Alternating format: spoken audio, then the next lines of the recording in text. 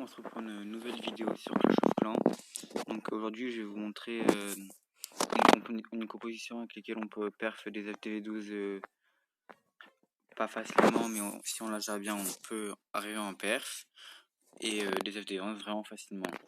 Donc pour cette composition on va retrouver donc 4 guérisseuses, un peu dragon, 8 sorcières, 9 bolistes, 8 géants, 1 sorcier. Donc voilà. Au niveau des sorts, nous retrouvons 2 sorts de rage, 2 sorts de soin, 1 sort de poison, pardon, 3 sorts de rage, excusez-moi. Dans le château de clan, nous allons retrouver un PK, 2 géants, 2 sorts de gel et un démolisseur, tout simplement. Et on va directement passer à comment attaquer. Donc on va prendre une perf que j'ai fait, une grosse perf même. Donc ça c'était sur un FTV12.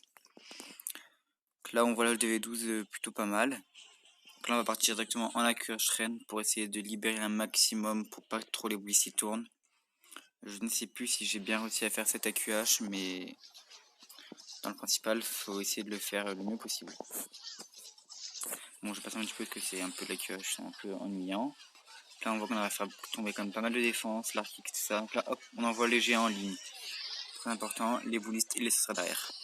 On envoie tous les héros, un sort de gel, un sort de soin, un sort de soin, un sort de rage, pardon. Donc là on va geler la T2 pour pas qu'il y ait le démolisseur. Le démolisseur qui va aller chercher l'hôtel de ville pendant que toutes les autres troupes se dirigent vers l'est du village, on va dire. Donc on gèle l'hôtel de ville, ce qui fait très mal. C'est dommage qu'on n'ait pas capable du garden pour protéger les troupes de l'explosion. Et bon, le garden qui reste avec le roi et pas mal de troupes, comme on peut le voir. C'est plutôt bien. Donc là, à ce moment-là de l'attaque, on peut voir qu'il me reste quand même pas mal de troupes. Il me reste encore la capa du roi et la capa de la reine.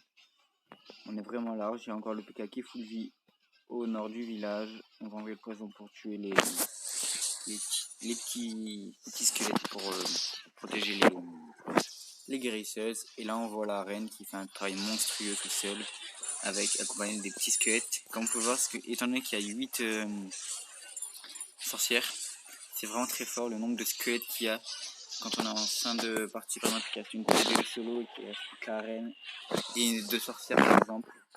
Et ben, il n'y aura aucun problème même si on n'a plus la capa de la reine, car les squelettes c'est vraiment très très fort. Et regardez le nombre de squelettes qu'il y a. Je n'ai pas compté, mais il doit bien avoir une cinquantaine, voire une centaine.